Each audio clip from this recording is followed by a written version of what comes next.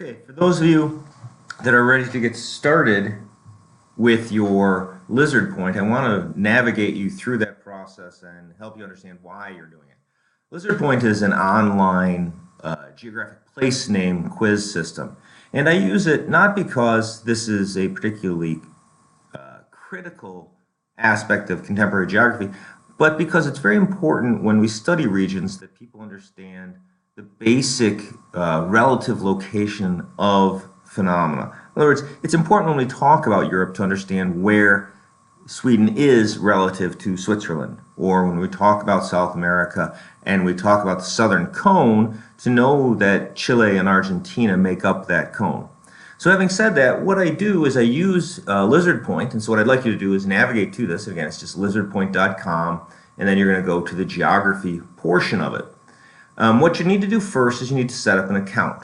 And so that's what we're going to do here. You'll notice over on this side, you're going to see where it says sign in or register. Now you're going to click on that. And first time around, what you're going to do is you're going to register. So that's create an account. Here, you can type in whatever you'd like. These usernames I will be getting as you add them to the class. What I'd like you preferably to do is have as your username your first name and last name, or at least your last name, so that I can associate it with the class content.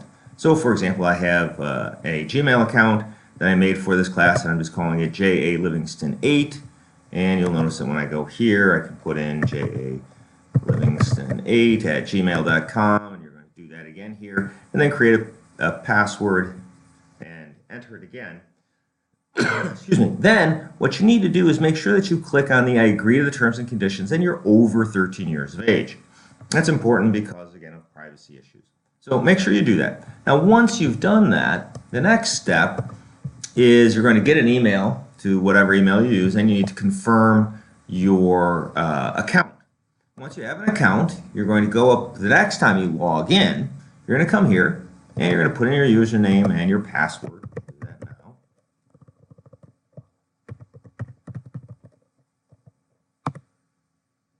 And it'll look like this, and you'll notice it'll say who you are up here. Now the next thing you need to do though is under your account you need to join a class. So I'm going to click on that, and the class you're going to be joining is going to be a lowercase s and then a capital world underscore reg summer. These are my classes. You're going to see that S world reg summer. So click on that, and it will give you information about it. Notice that I'm the teacher and it's at Slippery Rock University. And you can leave everything else here, and you can now here in your name or other identifier, please type in your last name, Livingston, and Jack in my case, and then give permission. That's very important. And then join the class. Okay, so now you're all set with that. And that's really the only time you're going to go to LizardPoint that way. For the rest of the class, and I'm going to close this now, what you're going to be doing is from D2L, and here's our D2L shell. I'm going to go into our shell.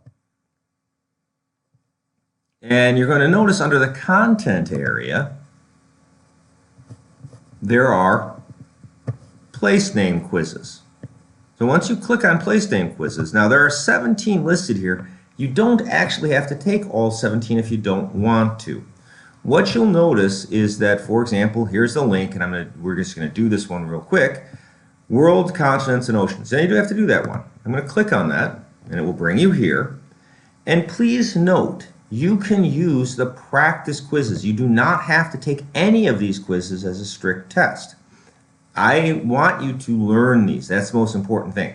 And so you need to score above 80% on the quizzes. But you can take them as many times as you want. And in fact, I would encourage you to take them under the practice quiz setting. So let's just do this one right now.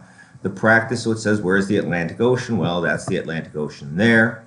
And it says, correct. Next question, where is Antarctica? I'm going to click on that. It says correct. The next one says, where is South America? Right there. Where is the Pacific Ocean? Right here. Where is the Arctic Ocean? Way up here. Where is Australia? Got that one. Indian Ocean is right here. and Africa, North America, Asia, and the Southern Ocean all the way down here, Europe, and what you'll notice is you received 100%. That's all you need to do. Now, if the first time around you got 50%, well, just do it again. All you have to do is take the quizzes until you score 80% or better. Remember, when you do it as a practice quiz, that allows it to show you immediately whether you got it right or wrong. Okay, so I'd encourage you to do it that way.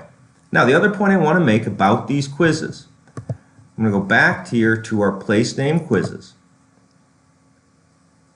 You'll notice that what I've done is I've broken these out a couple of different ways. There are 52 countries in Africa.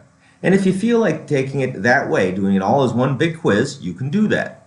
But for some people, that's simply too much to memorize. And so what you can do, instead of taking this one, you can take just the Northern Africa quiz, get those right, then move on to Western Africa, Eastern Africa, Central Africa, Southern Africa. Once you've got those done, you don't have to do the All of Africa quiz. Excuse me. Again, you only have to do the sub-quizzes. Now, the same thing with Europe. You could do all of Europe, if you feel comfortable with that, or you could do Eastern, Western Europe, and kind of break it up that way. Okay? The same is true of Asia. You can do Central Asia, East Asia, Southern Asia, Southeast Asia. You can break these up any way you want. But for Africa, that's the one I give people a little bit of latitude on. Only those of you that are really want to challenge yourself, I would encourage you to do this way. For the rest of them, break it apart this way, and I would actually encourage that for Europe. It's a little bit easier to do as Eastern and Western Europe. Remember, you only have to do them up to 80%. Each time we do this, again, you'll notice you can move through these.